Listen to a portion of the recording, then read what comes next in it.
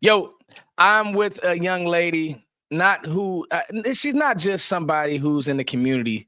She's not just somebody who I respect. This is like my friend, Hmm. Aisha Morrison from All City Dallas, also of DallasCowboys.com. Girls Talk. She's also done work with the Senior Bowl and Jim Nagy, and she's also just a great football mind, a great draft mind. And at this point, we've kind of been here early on. Me and you, we've been talking offline, but now we're getting to the point where it's like, okay, Mm. the Cowboys are gonna talk draft and they're gonna need to know certain things. So, how are you doing, first of all? Dude, I'm good, man. I'm trying to prepare my mind for the draft because once you Yeah. hit it, it's and with me and I something that's I think that's why we get along is like I take the draft very seriously. I think Yes. that we are it's a lot of responsibility introducing some of these players to the world. I think we have to be delicate with how we tell their stories. And so I take it very seriously. So as soon as this season is over, it's going to be full on draft. But just resetting for the year, man, it's crazy that it's New Year's Eve. Yeah. Does it Yeah. like I don't feel do you understand what I'm saying? Like, I don't feel like we're going to a new year. I don't have any of that. It feels like it's gonna still be 2024, if that makes sense. Well, you know the crazy thing about it is too. It's I think people are like, oh man, it's such going to be such a long time, and like I think that how dedicated you are to the craft, how dedicated I am to the craft, it honestly is. These cycles have just sped up for me. Right. Like as far as like doing the work, going, finding out about prospects, getting your opinion, getting my opinion, watching shows, but then before you know it, we're It's drafting. here. Yeah, you're right. You right. And so, like you said, it's New Year's. I'll be watching Ashton Genty tonight. I'll be watching, a few prospects. But today, high level, we're not even going to really talk prospects. Now, if there's a few guys that you want to mention, I may mention a few. We have all off season for that. Mm-hmm. We have all off season to set our boards. I know you'll be doing your rankings and how you feel about guys. Are you doing a draft show this year, too? Uh, no, I'm sorry. I think my heat came on. It's loud. Oh Can no, you hear it? it's all good. Let's see. Pause today. Nah, you're good. Oh, We're okay, good. good. That thing started blasting. You was like, dog, don't mess this audio up. Nah, it's fine. It's fine. Okay. But no, I'm not gonna be on the Cowboys draft show this year, which is Okay. different. But Yeah. I will be doing draft work in the community with Brian Botch, you, probably Yeah. Sky. I'll be catching up with everybody that I can that does this, and so you ain't got to worry about me not still being involved. Yeah. And I'll be honestly, if you're not going to be on a draft show, then we probably will have to do like some either a weekly or bi-weekly spot where we just watch guys talk about guys. Cause I'm doing stuff with Yeah. Zach. Me and Zach double move. That's my go-to. But to bring somebody like you with your knowledge and your background and your resume, let's go. Like we can make something shake. So, all right. Okay. So to first know where we're going, let's talk about where we've been in this year. I think it's been a mixed bag. We know what's coming down the pipe. We need to figure out who's going to be coaching the team. We need to be figuring out who's going to be coaching the offense, the defense, all of those things. Though, watching us against Philly, watching us against Tampa, I have thoughts. High level, I still don't think this is a bad team. Mm-mm. I still think that there are ways that we can get back rather quickly, but it's going to be a mixed bag of the draft and free agency. Mm-hmm. That being said, when you watched us against Philly, what were your thoughts? And when you watched us against Tampa, what were your thoughts? Two better teams in the league. You were able to get a win in one game. The other game you got blown out. Obviously, you didn't have CD and you don't have what you need, but just from a draft profile and what we need, what are your thoughts in both of those games? So I will say in both games, if I'm not mistaken, the Cowboys decided to come out and toss the rock more against the Bucs, Yeah. which was surprising. I really believe, and this is just me, Mm-hmm. outside of trying to figure out whatever this revolving door is at left tackle, Yeah. Terrence Steele's going to be Terrence Steele. Yeah. Terrence Steele's going to be Terrence Steele. He's going to give up some plays. He's going to be pretty steady in the run game. That's him. And that is a lot of right tackles in the league too, by the way. I'm just gonna say, like, it is, and you would rather that than it be on the left side. I think this offensive line, specifically the young interior of your offensive line, if you think that you can upgrade at right guard, fine, so be it, whatever. I think that Brock Hoffman is suitable I do for as well. that position. I do. I think his temperament fits. Obviously, BB has been trending up. You got Tyler Smith. The interior of your offensive line, I could be wrong. I think it could be set. I wanted to see more of Awesome Richards. Yeah. Because I thought the time we did get to see him, one thing about Awesome Richards coming in, it was his hands. I wanted him to have more power in his punch and redirecting defenders. That's the only thing that I didn't think that he was good at. He's put on a lot of weight. He's put on a lot of strength. And I think in those times that we got to see him before he got injured, he was like, okay, can you be my swing tackle? I think you can be my swing tackle. I think we can deal with that. So for me, I do think you have something to build upon with your offensive line. I'm not sure that you just need to. I'm not saying you don't need to go get guys or go get a couple more guys, but it should not, right now, as of what you've seen, it should not be like a super, super duper pressing thing as much to me. I don't know. How do you feel? How have you felt about some of the offensive line's performances? Well, I think that you kind of hit it on the head. I mean, obviously, I think that Tyler Guyton struggling was to be expected. We kind of talked about that earlier this morning. We were getting ready for the show and talking about some scheme. By the way, I got to say this on a public platform. Tua is a hard-working person, y'all. Like, when it comes to film, she's really doing the homework. She's really watching these guys.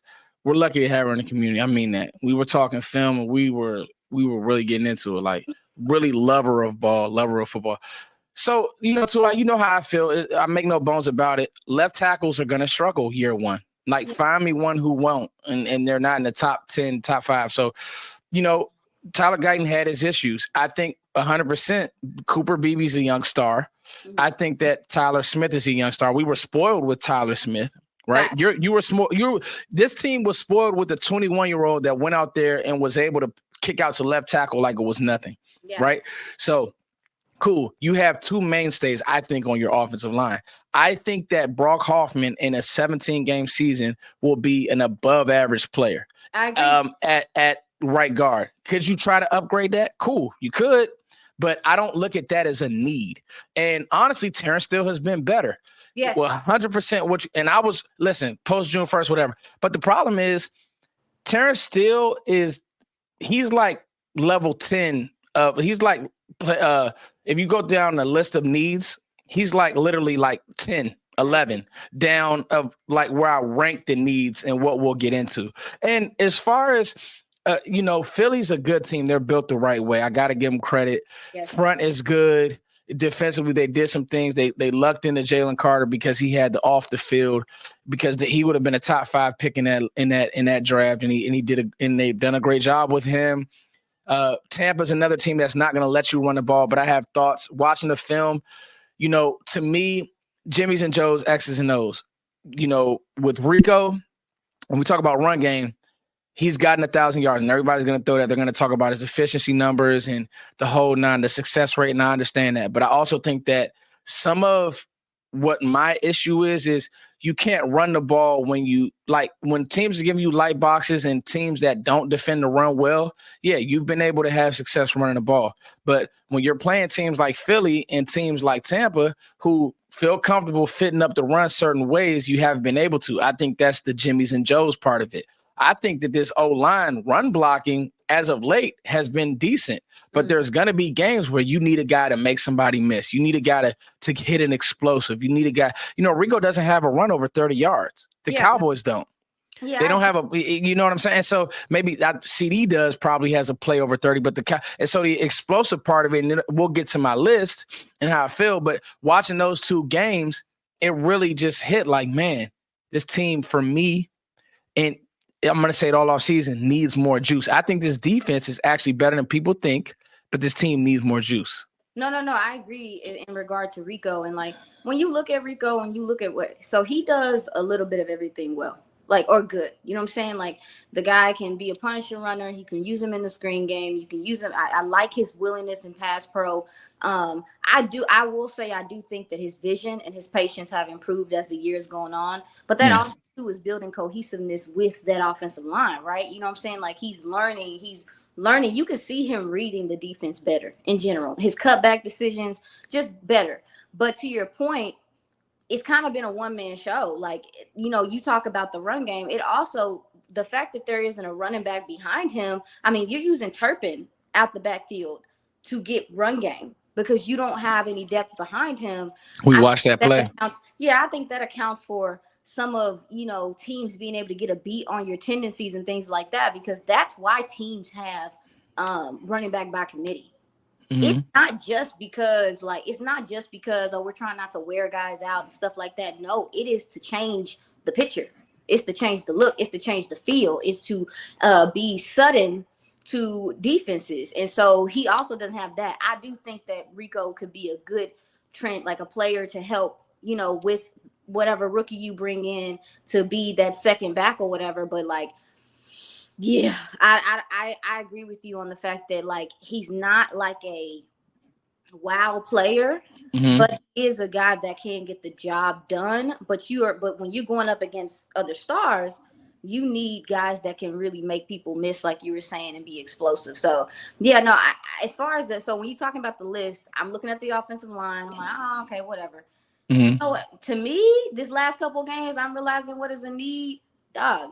Tight end. It's a sneaky need. I I didn't don't even think have that on my it's list. sneaky. Yeah. I don't think it's sneaky. I mean, Jake Ferguson, I know a lot of people are down on him. I'm going to say this. I wouldn't be surprised, and this is me not speaking from having any information or anything, but I wouldn't be surprised if we see Jake Ferguson have some level of cleanup, surgery, something like that on his knee. But I Mm-hmm. also would encourage people to go listen to the things he was saying about his concussion that he experienced and what it was doing to him. And Yeah. the Bucks game, there were a couple times he was getting hit, and I was legitimately concerned. I think he Wow. needs some time to regroup.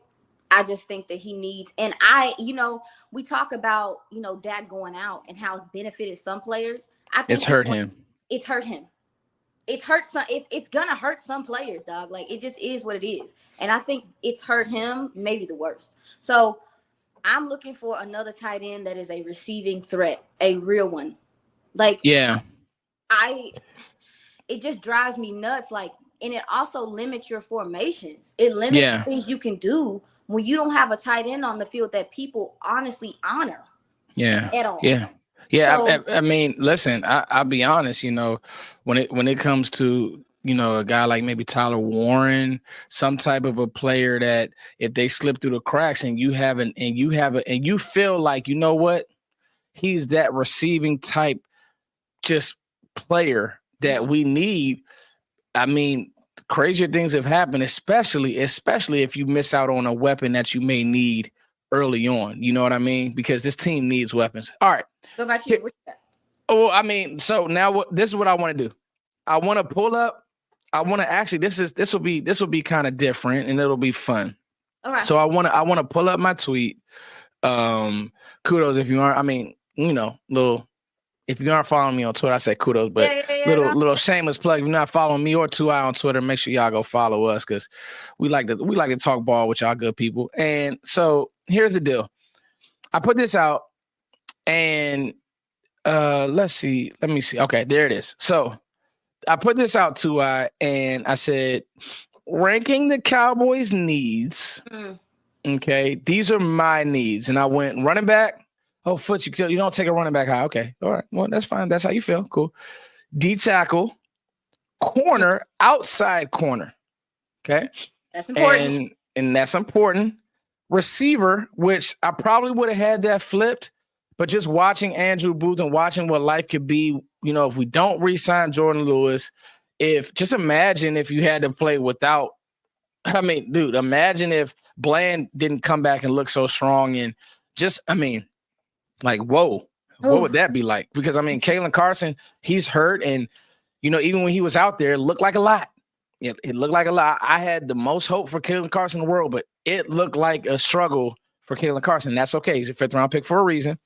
And linebacker. And some of the responses, wide receiver at 4, running back is not the highest need. We won't go through everyone, but I want to show people love who, responded. How can running back be higher than receiver? Rigo Dowdle just for 1K. Okay, that's fine. I see what you're saying. Fans looking at it from their perspective. Turpin is a real free agent. Just traded for Mingo like Brooks. I don't agree with the team's philosophy. I understand. Ranking needs, GM. So all of these thoughts, right? And this is actually kind of cool, just actually reading this in real time. Receiver, DT, I like this list. Receiver, DT, running back, LB, corner. Mm-hmm. The funny thing is, I would love to draft Oregon 3 straight. Hey, Oregon got some guys. Tej Johnson. Right. They got some guys. So offensive tackle, receiver, running back, DT, LB. I mean, the list goes on and on. So, we'll leave this up here. Thank you for everybody who I don't even know if they knew that they would be on the show, but they're on the show right now. Based on my list, how do you feel about that list? Is it 9 foots for me? I'm not taking it back that high. Is it, just the needs, not even players, but just the needs? How do you feel about that list? Can I see it again? Yes, you can. Please scroll back up, please. Here we go. Okay. So here's my thing about running back. Yes. I know a lot of people don't like to take running back high, but if it's the thing that changes the conversation to me is the receiving aspect. Mm-hmm. Ooh, good one. Good one. Ability. If it's a Jahmyr Gibbs type player, you're out your mind. You're out your mind. Because now this is a guy that's going to pass protect. This is a guy that's going to catch the ball out the backfield. This is a guy that's going to go out on routes and catch the ball. This is a guy that also can run the ball, has acceleration, all those things. And I think we've seen an influx of that foot. You can tell me if I'm wrong. I feel like my first year that I started doing draft 2 years ago, talking to the scouts, I remember asking Chris Vaughn about Deuce Vaughn. And asking him, was there a point in his collegiate career towards the end that you realized that receiving was like a really important part of becoming an important part of being a running back? Yeah. It's like, I feel like it makes total sense. No, so you're spot on. With running back, to answer your question, if they have receiving capabilities, it's worth it. It's worth it because you're gonna stress teams in such a way on third downs and in short yardage situations. I mean, people looking at 2nd and 2 or 3rd and 2, you got a guy that you can send out there in the flats and make something happen, or put him in the slot and make something happen. I mean, or find favorable matchups with linebackers because he can run actual routes. Like, to me, that's how I look at the running back thing. Now, DT, I'm on the fence. I'm on the fence because I feel like defensive tackle at this point, it's a need to me, but I also feel like I want the Cowboys to attack that in free agency. I do want them to draft D tackle. I'm not saying that, but I also feel like you need the DT position foots. It takes patience. It takes time. It takes development. It takes rhythm and timing. Like, people think 2-gapping is easy. It's not. Yeah. Talk about it. Stay right here. It's not easy for them to learn leverage and to find their center of gravity. Like, when they come in, we already know it takes them years to get there. And I'm like, you want a D tackle that you can put next to Mozzie, who has shown improvement, who has shown that he can take coaching and he's growing. I want someone formidable to mentor him as well. The Cowboys have a bad habit of making the mentors too early. Yeah. Too early. That's good. Yeah. They're not ready. Yeah. And that's okay. Like, I think this football league is super microwave right now. And we literally push development to the back of the line. And I'm like, dog, like, some of these positions, linebacker, you need mentorship.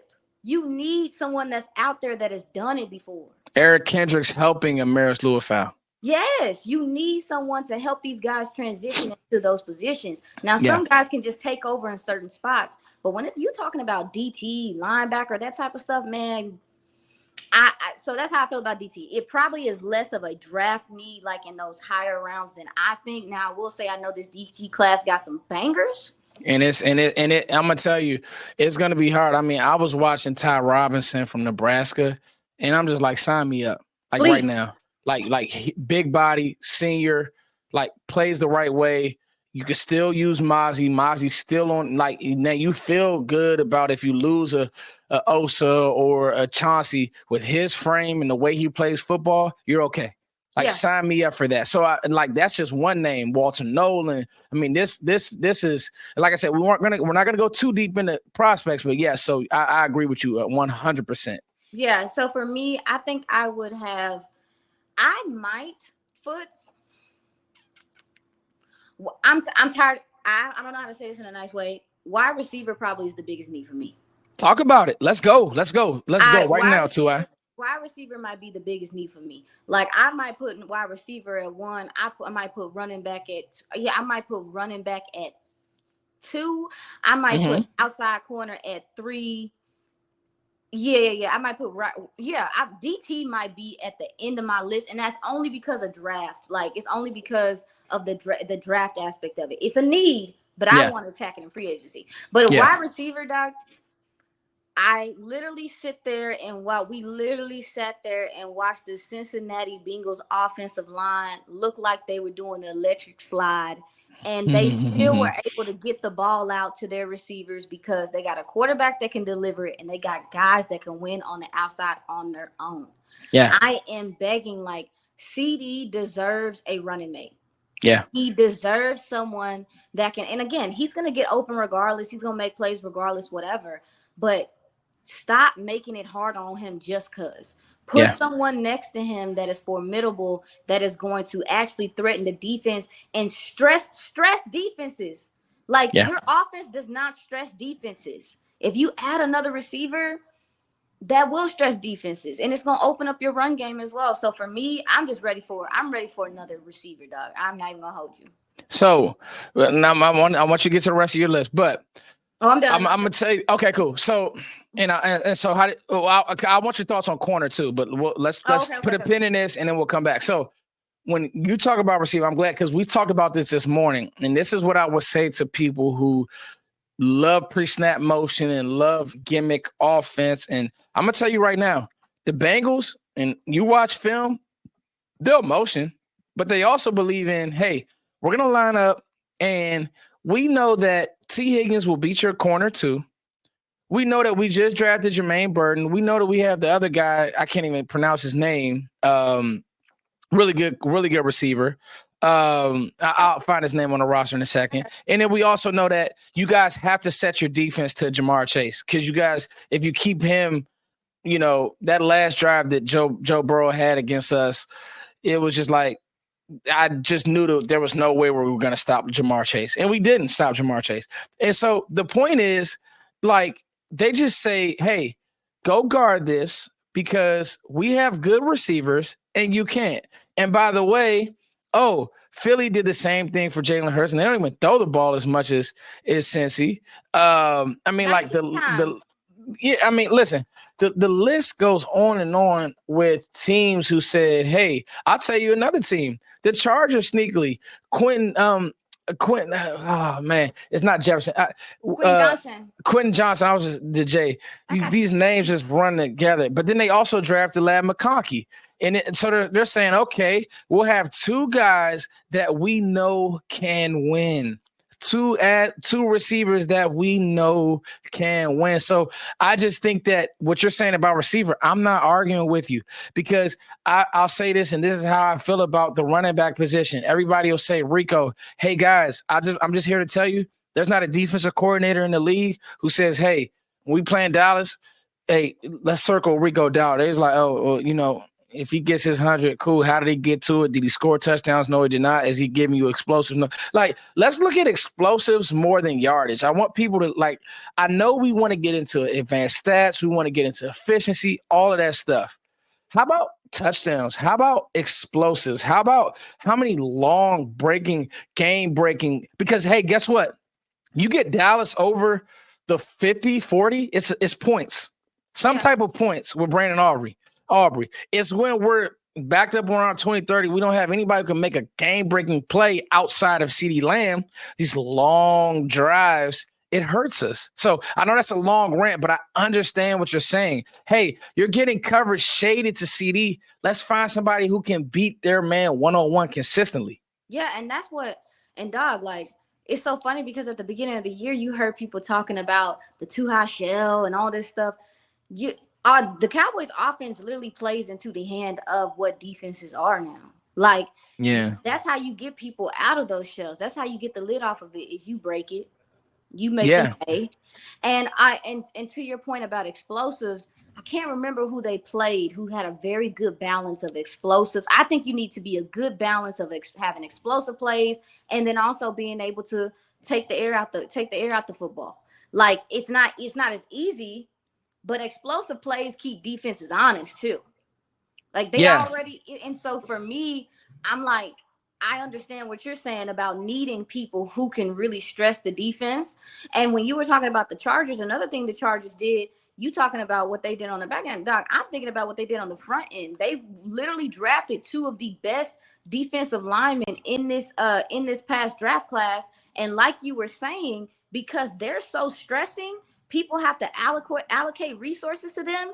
It makes everybody else's job easier. They dictate how you have to play offense. Yeah, no, I just and like I said, I mean, hey, the Lions, they went Jameson Williams, they went Dog. they already have their Sam guy St. Laporta. Brown, like Laporta. They're gonna continue to build weapons. Now the defense, yeah, I get it, cool, but that offense is gonna put so much pressure on you, and I just think that Dak towards the end of his career deserves to have those type of weapons. I wouldn't stop just in the draft. Make sure you attack it in free agency and the draft. So, Yes. and now I wanna ask you, Mm-hmm. then I'll let you go on this good New Year's. I Mm-hmm. want to ask you about corner. Mm-hmm. We had that conversation early, Mm-hmm. and I will say this: if there's one position that, let's say, Will Johnson or a player that you like, let's say you have the ECU kid, East Carolina kid, graded a certain way, because I'll tell you this: I love Trevon Diggs. I just don't know, after two major injuries, will he ever return to being the same player. And I love Trayvon Diggs. Mm-hmm. But now these are two major injuries, not one. These are two. Yeah, man. I don't know. And then it's, to your point, it's the style in which he plays as well.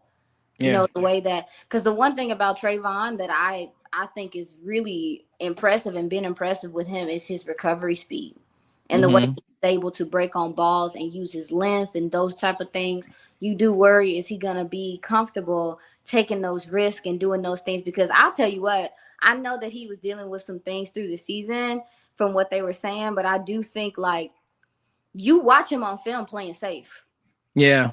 I mean, everybody's mad at him because he's not helping stop the run, and I agree. I want him to be involved in the run game, but you see, he hopping out the way. He don't want nobody hitting his knees. He hopping out the way. He don't want nobody hitting his feet.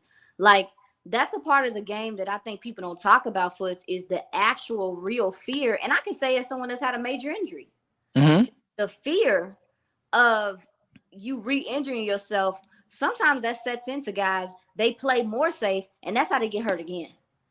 And so for him, I mean, yeah, we should be talking, to your point, we need to be talking about corner. And also, too, given that we don't know when he's going to be back, we need to be looking at who can we pair, like, and I'm not trying to be mean, but, like, who can we pair Deron Bland with? Yeah. So just so we're clear, Diggs had the foot fracture. Let me make sure that I got this right, because I want to look at his injury history. Just to make sure that I got this right too. He went to IR. This was in 2023. Let me see if I can find this. The point is, at this point, it doesn't look like he'll be back. I don't think Trevon Diggs will be back till this time next year. That's crazy, dog. And I think that we've heard different things, but I don't think that Trevon Diggs will be back until this time next year. And I know he's had a foot. I don't know if this is his second knee, but I know he had an issue in college as well. So the point is, corner, you're not gonna have a starting. You're gonna have Bland, who, oh, by the way, he didn't come back till midseason this year. Right. So, like, think about that for a second. Corner is sneaky, and I just think that if a guy, I think you're gonna have to attack corner free agency. There's no way you're letting. There's no possible way you're letting Jordan Lewis walk. You can't. That'd be complete incompetency. And so, and I just think that corner is a very sneaky need to. So I think that we did a good job hitting on some of these needs, and then obviously linebacker with Overshown. Is there one position that you say people aren't thinking about? I know. Is there one position that people aren't thinking about that you say, hey, Foots, don't forget about this? I don't know if people are thinking about it, but I'm okay. All right, hear me out. It could be the fact that I see other teams roll out like I don't know who's a former player, or like even last night when I see the 49ers roll out Josh Dobbs. Yeah. Ooh, backup quarterback. I know Josh Dobbs is like, he can win you some games, but he's exciting. He takes chances. He uses his legs, whatever. You can't tell me you can't upgrade at backup quarterback. Mm-hmm. Somehow, some way. I'm asking you. And I also think it's important because, and again, I'm not one of those people that's going to label Dak as hurt guy, because all of his injuries are freaky, dog. Like, like somebody run to this freaking but you gotta talk about it. No, you gotta talk about it. You do. You gotta take them into account. And I think for him, and I wish I had the opportunity to ask him, I think this is a pivotal time for him. He's gonna have to switch up what he's doing in the off season. That baby needs to do hot yoga. That baby needs to be a pelvic floor therapist. That baby needs to he needs to gain. He's always been kind of a stiff player. He is going to have to regain or gain flexibility for longevity in his career. He's going to have to, because even before the injury, I did not like his mechanics in the pocket. I did not like he looked uncomfortable, and I don't want him to become an upper body thrower, because that brings shoulder injuries. As Cam Newton. His mechanics, like his feet weren't married to his arms like this season. And so for me, I think that backup quarterback is a sneaky thing that you need to address. I think we have seen what Cooper Rush is, and that's fine. He does enough. But if your team is good enough next year, right? Like, say your team's good enough next year and you need maybe a couple games off for Dak or whatever the case may be, like, you need somebody that can go win the game. And I don't think that he's going to go win the game for you. I think you can. I'm just saying, I be feeling bad because I'm like, oh, he comes in and does a good job. He does decent. You know what I'm saying? It's not like nothing flashy, but I'm like, how can you not upgrade at quarterback at all? I'm going to tell you two names, and I'm going to let you go, that I want you to watch over this bowl season. Jackson Dart and Dylan Gabriel. I think that Gabriel is going to fall because he's small. And he's really short, but he has a great arm. He plays on time, great feet, understands the game. And Dart, few boneheaded plays, but I mean, he can play. And so, depending on what happens with those two, just want you to watch them over the bowl season. Kind of let me know what you think, and we'll come back and hit it. Like I said, we got a long way to go to. I'm so thankful for you jumping on. I wanted this to just be a 15-minute spot. We covered a lot today. My bad. Hey, listen, much love and shout out to my homegirl, man, to Aisha Morrison, with All City, all the things that she's doing, All City Dallas. You guys make sure you guys give her a follow on Twitter at 2 Eyes Aisha Morrison. Right. Me and her will be going back and forth come NBA season, because I'll be trolling her about the Mavericks. But right now, we on the same team. I love you, girl. I love you too, man. I appreciate this. Take care of your family. Have a good day. Kiss your cat for me, because I like the cat. Hey, cat parents and dog parents. We lit. All right, 2 Eye. Peace. Bye.